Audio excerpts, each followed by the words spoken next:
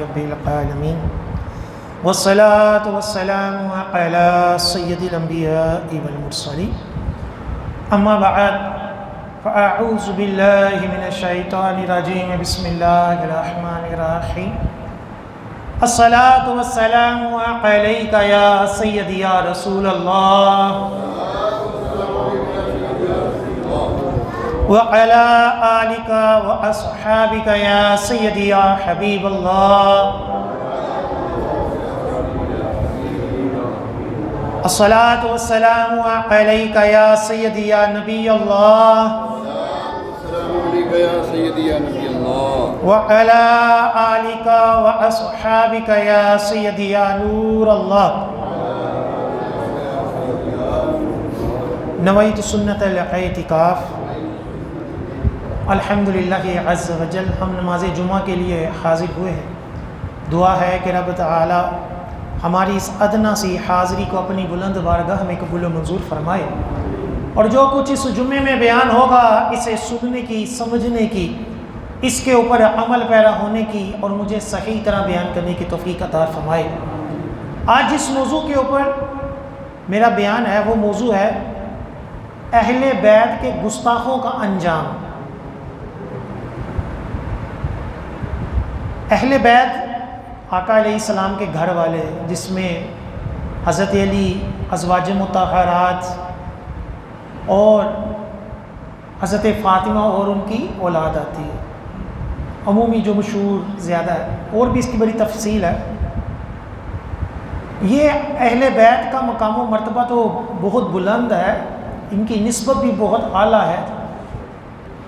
آقا کے ساتھ نسبت رکھنے کی اہمیت اور اس نسبت کا ادب نہ کرنے کی جو وعید ہے، اس کے اوپر میں دو حدیثیں پیش کرتا ہوں۔ اس سے سمجھے کہ آقا علیہ السلام کی نسبت کا ادب کتنا ضروری ہے۔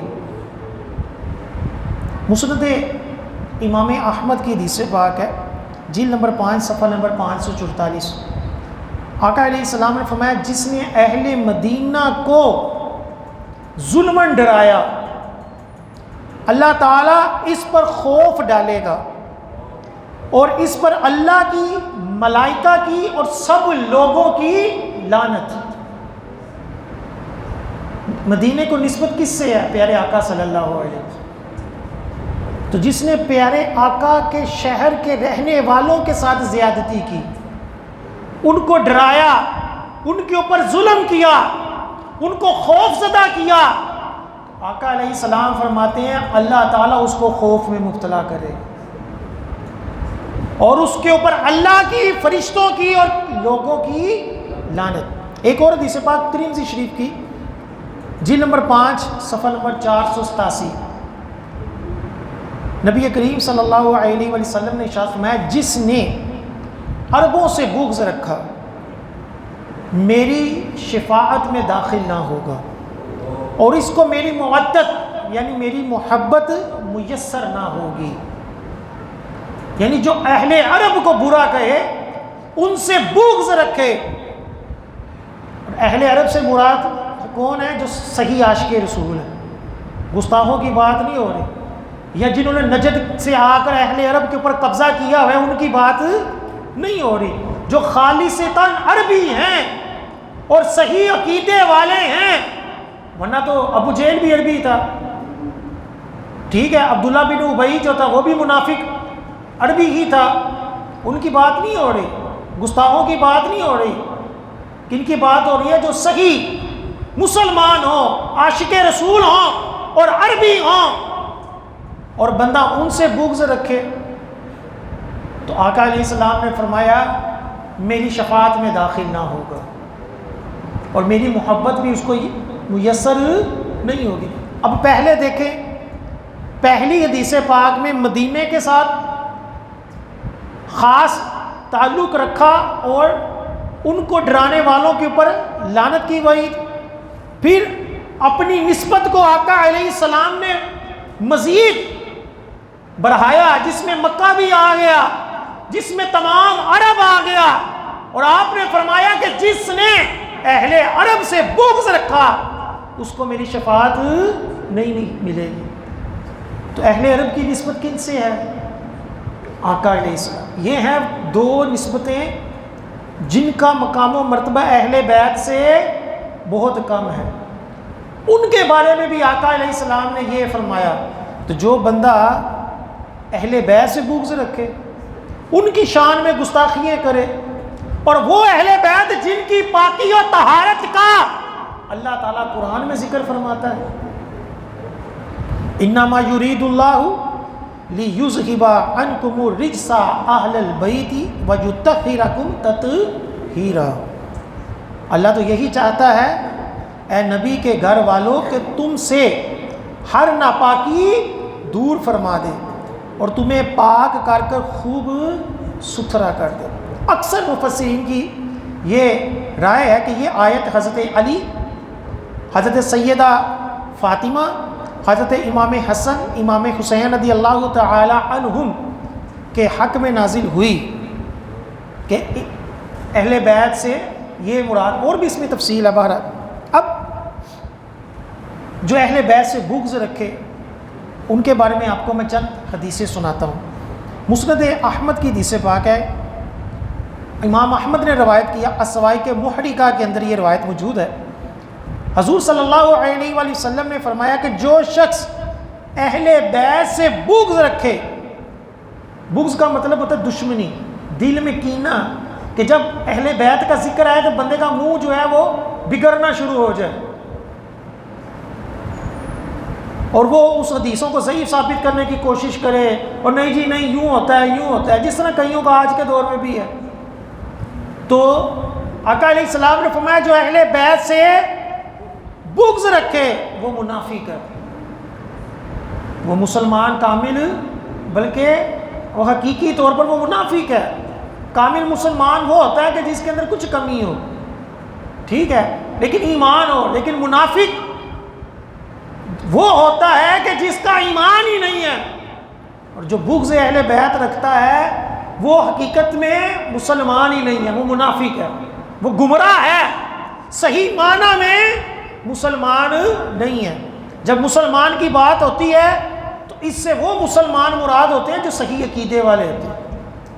جو گمراہ شخص ہوگا وہ کامل مسلمانوں میں شمار نہیں ہوتا، عمومی مسلمانوں میں شمار نہیں ہوتا. امام احمد، امام ترمذی نے حدیث پاک نقل کی حضرت جابر رضی اللہ تعالیٰ عنہ سے. آپ فرماتے ہیں کہ ہم منافقین کو کس طرح پہچانتے تھے کہ یہ بندہ منافق ہے. صحابی رسول فرماتے ہیں کہ ہم منافقین کو حضرت علی رضی اللہ تعالیٰ عنہ کے بغض سے پہچانتے تھے. یعنی جو حضرت علی سے بغض رکھتا تھا ہم پہچان جاتے تھے کہ یہ بندہ کیا ہے، یہ منافق ہے. صحابی رسول فرماتے کہ کسی کو چیک کرنا ہو کہ یہ بندہ منافق ہے کہ یہ مومن ہے، اس کے سامنے اہل بیت کا ذکر کرو. اگر اس کو اہل بیت کا ذکر چبھے اور وہ یزید کے پیچھے بھاگے اور یزید کو رحمت اللہ علیہ کہے، امام حسین کے اوپر طنز کرے اور کہے جی کیا ضرورت تھی وقت کے خلیفہ کے خلاف بغاوت کرنے کی، اور نہیں جی نہیں امام حسین نے اینڈ میں کہہ دیا تھا کہ جی میں تیار ہوں بیعت کرنے کے لیے، اور نہیں جی نہیں یوں ہے تو یوں ہے، اور جی یزید کا کیا قصور ہے، اسے تو پتہ ہی کچھ نہیں تھا، اور نہیں جی نہیں یہ بس اہل بیت کو زیادہ ہی فضیلتیں ضعیف روایتوں سے دیتے ہیں. یہ بغض کی دلیل ہوتی ہے. اور یہ بغض صرف ولیوں کے بارے میں نہیں ہے، اور یہ صحابہ کے بارے میں بھی ہے، یہ ولیوں کے بارے میں بھی ہے.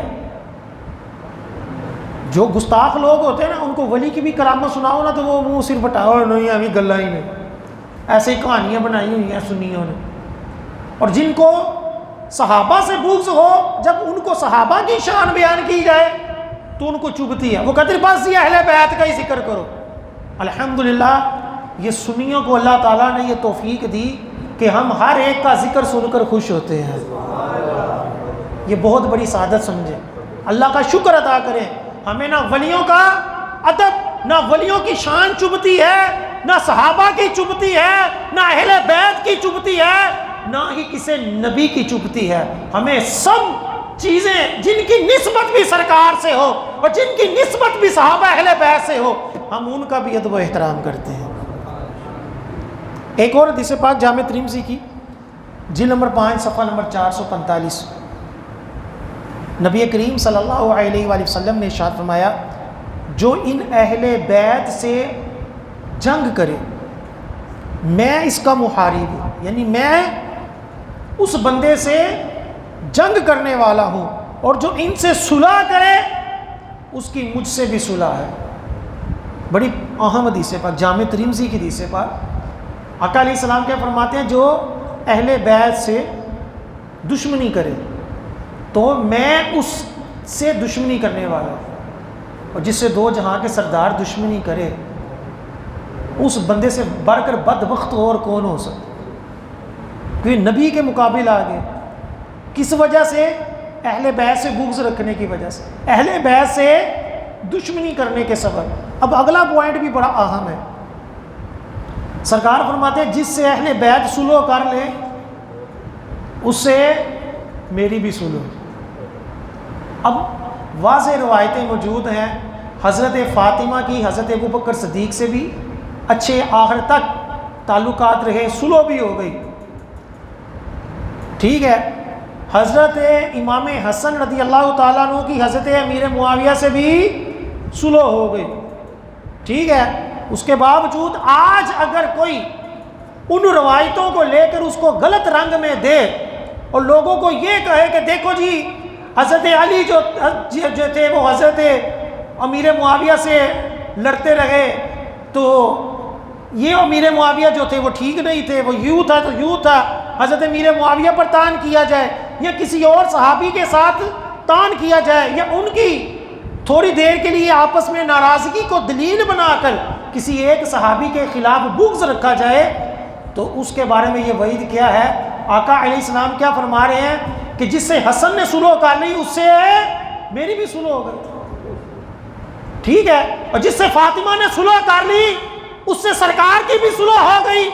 آج اب کس کے اندر یہ مجال ہے کہ وہ پرانی روایتیں جس کے بعد صلح ہونے کا ذکر ہے ان کو چھوڑ کر صحابہ کے خلاف لوگوں کو کر دیتے؟ لہٰذا یہ حدیثیں واضح آقا علیہ السلام نے فرمائی ہیں، ہمارا دین مکمل ہے، کسی معاملے میں بھی ہمیں تنہا نہیں چھوڑا کہ ہم پریشان ہو جائیں کہ لو جی اس معاملے میں ہم کیا کریں، اس معاملے میں کیا کریں، نہیں۔ آقا علیہ السلام نے واضح الفاظ میں کئی مقامات پر صحابہ کی بھی شان و عظمت کو واضح کر دیا، اہل بیت کی بھی شان و عظمت کو واضح کر دیا، بلکہ ہر مسلمان کی شان و عظمت کو واضح کر دیا۔ صحابہ سے بغض رکھنے والوں کے بارے میں بھی حدیثیں بیان کر دی، اہل بیت سے بھی بغض رکھنے والوں کے بارے میں حدیثیں بیان کر دی، اور مسلمان کو تنگ کرنے ان کو ایذا دینے والوں کے خلاف بھی آپ نے وعید ارشاد فرما دی۔ ایک مکمل دین ہمیں عطا فرمایا، لہٰذا ہم اس دین میں ہیں جس میں کسی صحابی سے بغض نہیں، جس میں کسی اہل بیت سے بغض نہیں، سب کی شان و عظمت کو ماننا ہم سب کے اوپر کیا ہے؟ لازم ہے۔ اسی طرح امام ترمذی رحمۃ اللہ علیہ نے حدیث پاک نقل کی جلد نمبر 5 صفحہ نمبر 479، آپ فرماتے ہیں حضرت سعد رضی اللہ تعالیٰ عنہ سے روایت ہے کہ حضور صلی اللہ علیہ وآلہ وسلم نے فرمایا جو شخص قریش کی بے عزتی کرے، جو قریش کی بے عزتی چاہے اللہ تعالیٰ اس کو رسوا کرے گا۔ اب یہ دیکھیں یہاں آقا علیہ السلام نے اہل بیت کا دائرہ اور وسیع کیا کہ ساری قریش جو تھی وہ آقا علیہ السلام نے اس کی حرمت جو تھی وہ واضح کر دی کہ جو قریش کو، کیونکہ آقا علیہ السلام کی نسبت بھی قریش سے سی، قبیلہ قریش تھا، تو آقا علیہ السلام کیا فرما رہے ہیں کہ جو شخص کسی قریشی کو رسوا کرے، اس کی عزت کو خراب کرے، تو کیا ہوگا؟ اللہ تعالیٰ اس کو رسوا کرے گا۔ آج یزید رسوا ہوا کہ نہیں ہوا؟ آج اس کا کوئی نام لینے والا نہیں۔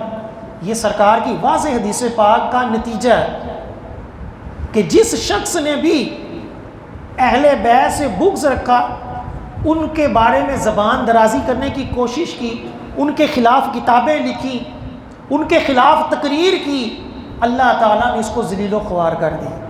کیوں؟ کیونکہ سرکار کا فرمان تھا کہ جو قریش کی عزت نہ چاہے گا ان کی عزت کو خراب کرنے کی کوشش کرے گا، ان کے اوپر تان کرے گا، ان حدیثوں کو ضعیف ثابت کرنے کی کوشش کرے گا، تو کیا ہوگا؟ اللہ تعالیٰ اس کو رسوا کر دے۔ کئی دنیا میں مولوی آئے جنہوں نے اہل بیت کی حدیثوں کے اوپر کلام کیا، جس میں سرکار کی شانیں تھیں، ان حدیثوں کو زبردستی ضعیف ثابت کرنے کی کوشش کی، اللہ تعالیٰ نے ان کو ذلیل و خوار کر دیا۔ ایک اور حدیث پاک ہے، بڑی اہم حدیث پاک ہے، شعب الایمان کی، اور بھی کئی جگہوں پر یہ حدیث پاک موجود ہے، اور حدیث نمبر ہے 1500۔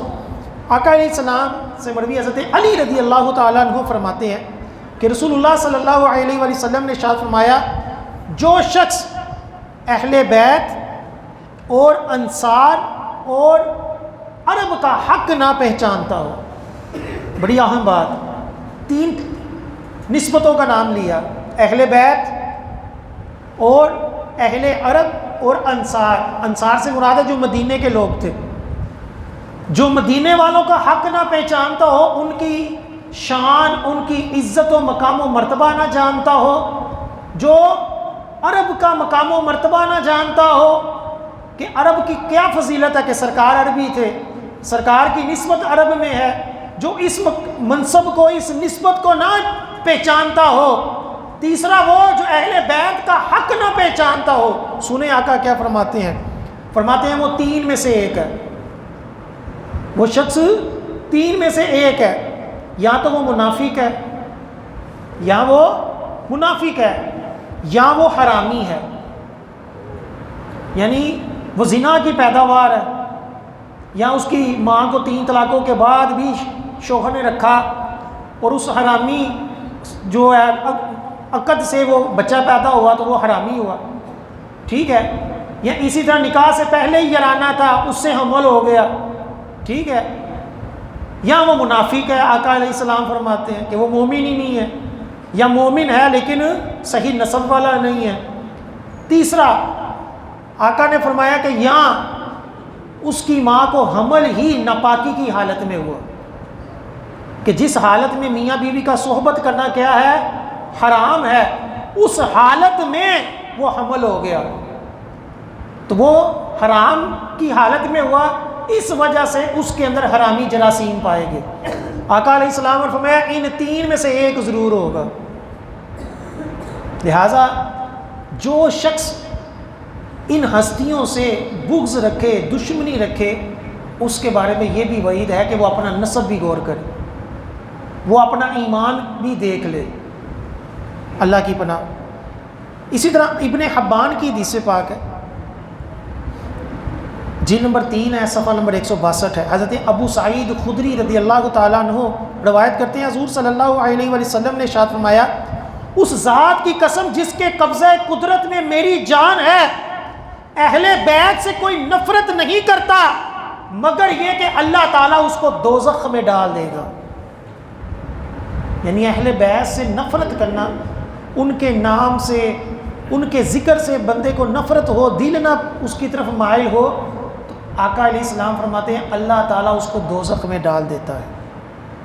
ایک اور حدیث پاک ہے المستدرک کی، جلد نمبر 3 صفحہ نمبر 181، حضرت سلمان رضی اللہ تعالیٰ عنہ سے روایت ہے، حضور صلی اللہ علیہ وآلہ وسلم نے ارشاد فرمایا، حسن اور حسین رضی اللہ تعالیٰ عنہما میرے بیٹے ہیں، جس نے ان دونوں سے محبت کی اس نے مجھ سے محبت کی، اور جس نے مجھ سے محبت کی اس نے رب تعالیٰ سے محبت کی، اور جس نے رب سے محبت کی اللہ تعالیٰ اس کو جنت میں داخل کرے گا، اور جس نے حسن اور حسین رضی اللہ تعالیٰ عنہما سے بغض و دشمنی رکھی اس نے مجھ سے بغض رکھا، اور جس نے مجھ سے بغض رکھا اس نے اللہ سے بغض رکھا، اور جس نے رب سے بغض رکھا اللہ تعالیٰ اس کو دوزخ میں داخل فرمائے۔ کہ یہ بات چلتے چلتے کہاں تک چلی جاتی ہے؟ اللہ وحدہ لا شریک تک چلی جاتی ہے۔ اہل بیت سے دشمنی رکھی تو کیا ہوا؟ یہ ایک قسم کی سرکار سے دشمنی ہے، اور جو سرکار سے دشمنی رکھے گویا کہ اس نے رب سے دشمنی کر لی، اور جس نے اہل بیت سے محبت کی کس وجہ سے کی؟ نبی کی وجہ سے کی، اور جس نے نبی کی محبت کی تو اللہ قرآن میں فرماتے ہیں کہ اگر میری محبت چاہتے ہو تو اے محبوب ان سے کہو کہ آپ سے محبت کرے. جو آپ سے محبت کرے گا رب اس سے محبت کرے گا. ایک اور حدیث پاک المستدرک کی جلد نمبر 3 صفحہ نمبر 162. المستدرک میں حضرت عبداللہ بن عباس رضی اللہ تعالی عنہما روایت کرتے ہیں کہ حضور صلی اللہ علیہ وآلہ وسلم نے ارشاد فرمایا ستارے اہل زمین کو غرق ہونے سے بچانے والے ہیں. جو ستارے ہیں یہ زمین کو غرق ہونے کے سے بچاتے ہیں، یعنی روشنی دیتے ہیں. پہلے زمانوں میں یہ ستاروں سے راستے ڈھونڈے جاتے تھے. فرمایا کہ یہ زمین کو غرق ہونے سے بچانے والے ہیں، اور میری اہل بیت میری امت کو اختلاف سے بچانے والی ہے. جب کوئی قبیلہ ان سے مخالفت کرتا ہے تو اس میں اختلاف پڑ جاتا ہے. اس قبیلے کے اندر کیا ہوتا ہے؟ اختلاف پڑ جاتا ہے، یہاں تک کہ وہ شیطان کی جماعت سے ہو جاتا ہے کہ جو میرے اہل بیت کے دامن کو چھوڑ دے تو اس کے اندر کیا ہوگا؟ اس کے اندر اختلاف شروع ہو جائے. اور وہ کس سے ہو جائے گا؟ وہ شیطانی گروہ سے ہو جائے، وہ شیطانی جماعت سے ہو جائے گا. کیوں کہ اہل بیت کے دامن کو چھوڑنا یہ شیطان کی راہ پر چلنا ہے. اس سے یہ بھی پتہ چلا کہ جو بندہ اہل بیت کو تھام لے وہ اختلاف سے بچے رہتا ہے. ٹھیک ہے. اور جو بندہ اہل بیت سے ہی دشمنی کر بیٹھ جائے تو وہ کبھی حق کی تلاش نہیں کر سکتا کہ حق کو ہی چھوڑ دیا. سرکار نے کیا فرمایا تھا؟ 2 چیزوں کو تھامے رکھو، قرآن اور میری اہل بیت. ٹھیک ہے. ایک حدیث پاک میں فرمایا کہ میری سنت، یعنی قرآن، سنت اور اہل بیت، ان کا تھامنا کیا ہے؟ یہ گمراہی سے بچاتا ہے. اور صحابہ کرام کو بھی تھامے رکھنے سے کیا ہے؟ آقا علیہ السلام نے فرمایا کہ پل صراط کے اوپر اگر استقامت ہوگی تو میرے صحابہ کرام کو تھامے رکھنے سے ہوگی. المختصر یہ کہ یہ تمام ہستیوں کو تھامے رکھنا، ان سے عقیدت و محبت رکھنا بندے کو گمراہی سے بچاتا ہے. اور جب بندہ گمراہی سے بچ جائے تو بندے کی آخرت بھی سنور جاتی ہے. ورنہ جتنا مرضی نیک کام کیے ہوں، عقیدہ درست نہیں ہے صحابہ کے بارے میں یا اہل بیت کے بارے میں یا نبی کے بارے میں، تو جتنا مرضی نمازی ہو، جتنا مرضی پرہیزگار ہو، وہ کبھی بھی فلاح نہیں پا سکتا. آقا علیہ السلام نے فرمایا کہ ایک شخص ساری زندگی خانہ کعبہ اور مقام ابراہیم کے درمیان نمازیں پڑھتا رہے. حدیث پاک بڑی اہم ہے، حدیث پاک یاد رکھنے والی. خانہ کعبہ اور مقام ابراہیم تھوڑا سا ان کے درمیان وقفہ ہے، اور بڑی عظیم قربت ہے اللہ تعالیٰ کی بارگاہ میں. آقا علیہ السلام فرماتے ہیں کہ جو بندہ ان دونوں کے درمیان ساری زندگی گزار دے اور روزے رکھے، نمازیں پڑھے، فرماتے ہیں آقا علیہ السلام لیکن میرے اہل بیت کے بغض میں مر جائے، اللہ تعالیٰ اس کو جہنم میں داخل فرمائے. نمازیں روزے کچھ کام نہیں آئیں گے جب عقیدہ ہی درست نہیں ہو. یہ بڑی اہم بات. ہم کہتے ہیں نہیں جی نہیں، نمازی تو دے یار جو بھی ہے اور جیسا بھی عقیدہ ہے، اور بندہ تو نمازی ہے نا، بندہ تو پرہیزگار ہے. نہیں، پہلے عقیدہ ہے، اس کے بعد اعمال ہے. دونوں ضروری ہیں. عقیدہ درست ہو اور اعمال میں کمزوری ہو تو یہ بھی گرفت ہے.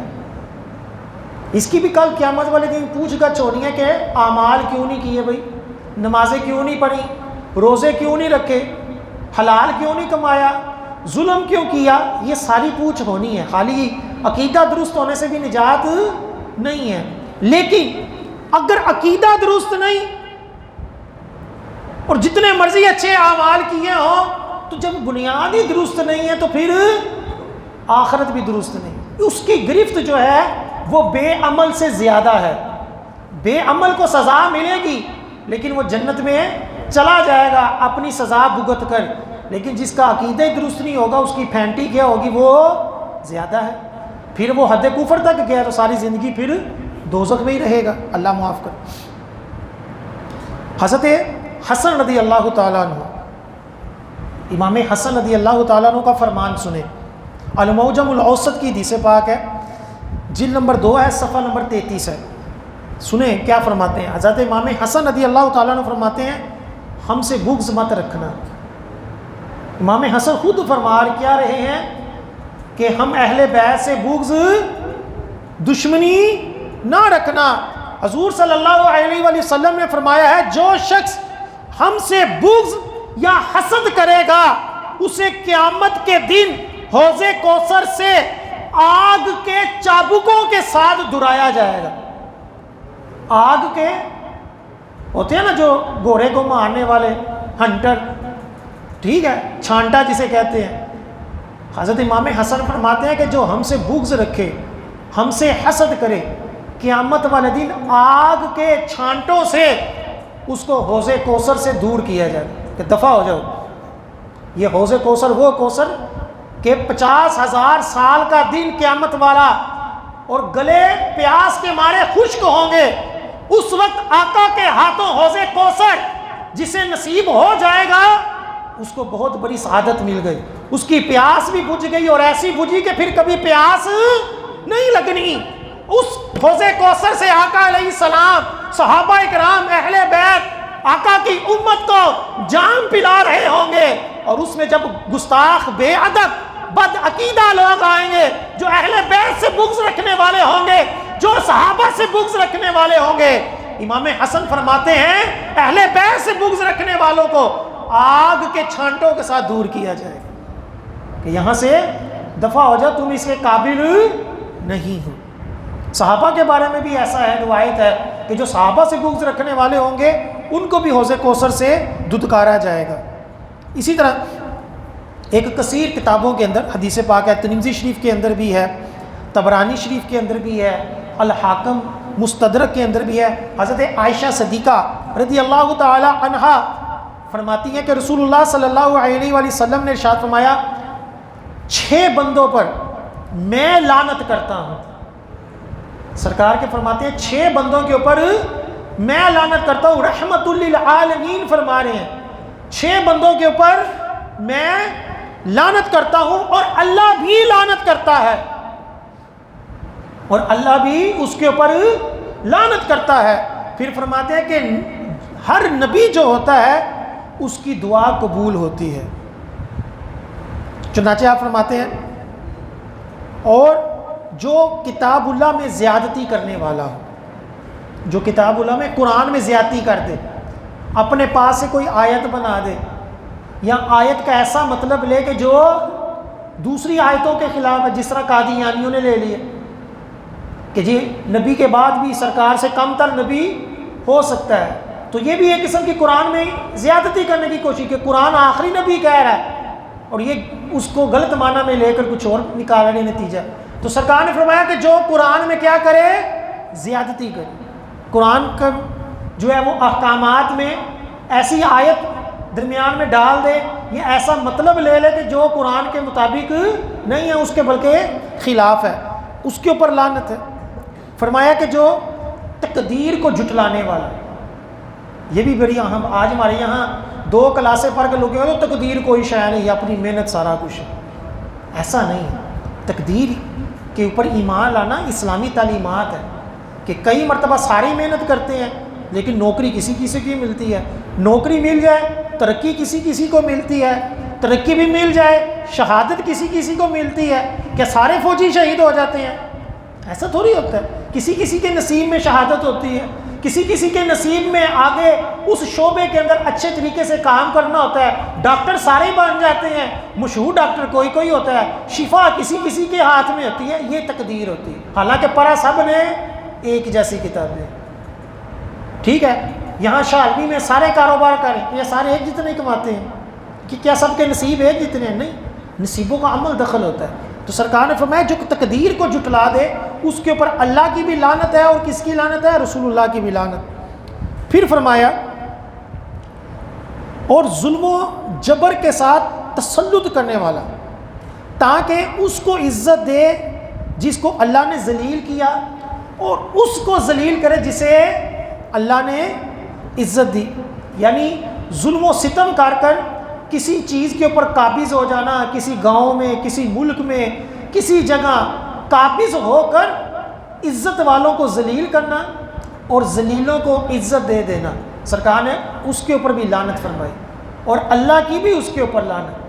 ہمارے یہاں ہوتا نا چور چنگر چمیار، اس کو پکڑ کر وہ بڑے بڑی سیٹیں دے دیتے ہیں، اور جو شریف النفس ہوتے ہیں، جو محنتی ہوتے ہیں، جو حلال روزی کمانے والے ہوتے ہیں، ان کو ذلیل و خوار کر دیتے ہیں۔ ہمارے یہاں سالہ چلتا ہے، کورٹ کچہریوں میں کیا ہوتا ہے، پیسے لے کر حرام خور کو بری کر دیتے ہیں، اور جو بیچارہ شریف ہوتا ہے اس کو پھڑ کر سزا سنا دیتے ہیں۔